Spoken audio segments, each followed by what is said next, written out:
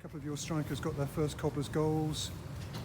Players coming back with having been out with injury, and plenty of goals as well. It must be a good night for you.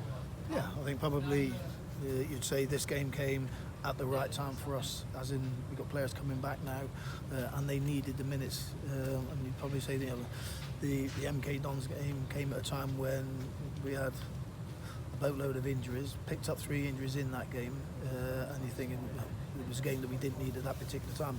Today, excellent to be able to get good minutes in some players in very difficult conditions. It is boggy and it is heavy out there. So again, it's physically a good test. And again, I think both teams acquitted themselves and made it a decent spectacle. And in terms of the players that have come back, Nicky Adams started tonight, it's his first start of the season.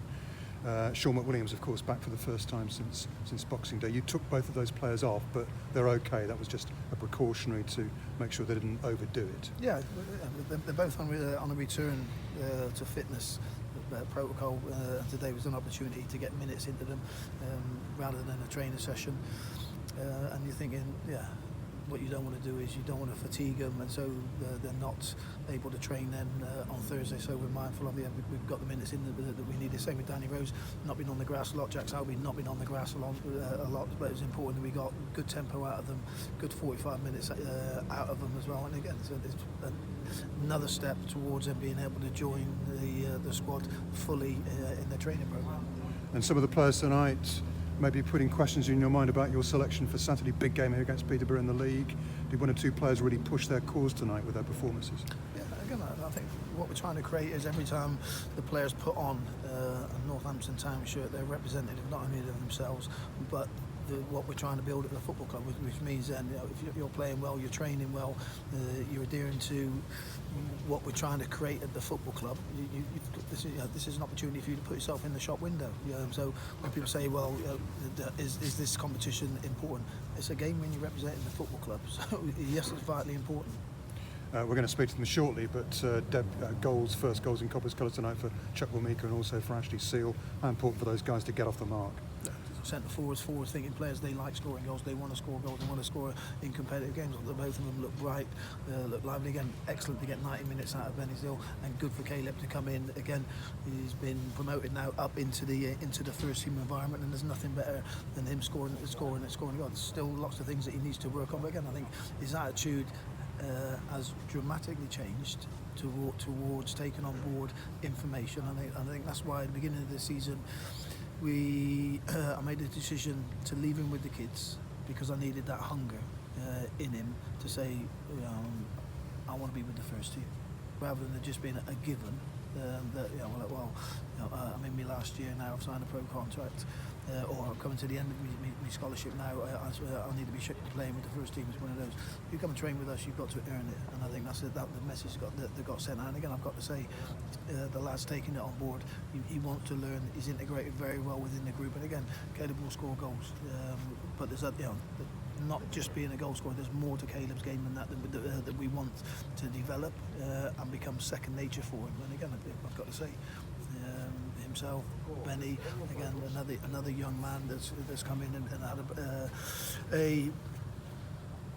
a taste of it. And then again, but we need to keep that hunger in the young players. Don't get comfortable. Just back to Chuck Wilmeka, you say you left him with the kids. That obviously did the trick. That was the kind of psychological trick that worked and made him hungry for first team action. Well, I got probably the initial reaction was I got more of a reaction out of his father and his agent. I think they were more disappointed than Caleb, and it was one of those. Yeah, so I had a meeting with them. They came in to see me, and I'm saying, this is what it's about. It's about, I need to see a reaction from Caleb. I want to see that hunger, because there's a thing in football now that I find that some of the under 23s. Are fantastic footballers, and they've got great ability, and under 21 levels as well. They've got great, but there's a thing I call, there's no hunger in paradise. Because sometimes you can get young players and you give them everything, and they lose that hunger, that desire, and they think they're on that path, whereby signing for a football club, you haven't even really got one foot on the run of to becoming a professional. And sometimes these players, they get all the spoils, they get the badges. When I say the badges, they get the ear pods, they get the fake toilet bags, they get the expensive trainers. So they've got all the badges, and but they've got ability, but they don't have that hunger. And I'm going to say, at the football club, we want to create or replicate that hunger and also then creating that hunger, but creating the environment where players show that hunger, and that can be being in early, being out on the training ground, being the last ones off the training ground, wanting to learn, wanting to develop, wanting to get that skill sets, get that signatures from the signature that their position within the team needs, whether that's scoring goals, whether that's creating goals, whether that's crossing, whether that's defending. And we want to try and create that environment whereby there's a hunger and a desire to develop, improve and get on that pathway. I'd be failing my duties if I didn't ask you how you dealt with Caleb's agent and dad. Did you just explain to them that he's got to be patient and he's got to show hunger to get into that first team? Yeah, again, I don't think they mind me saying that. Probably the first thing I did was identify a lack of hunger that I'd noticed and I'd picked up, and I don't think Caleb's father was pleased with it.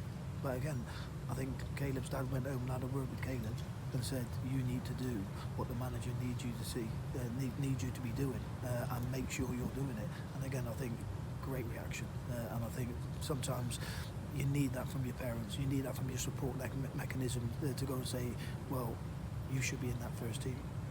And just a final one, he's right over there, so I'm going to whisper this question. How high can Caleb Chukwuemeka go as a player? I don't want to put pressure on the lad, he's got a long way to go, of course, but how good could he be?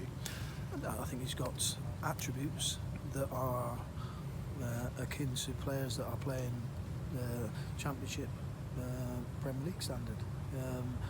But there's a lot more learning, developing to come into Caleb's game, because again, there's two sides of the game: in possession, out of possession, and again, the players, centre forwards, attack-minded players, they are integral parts in both elements.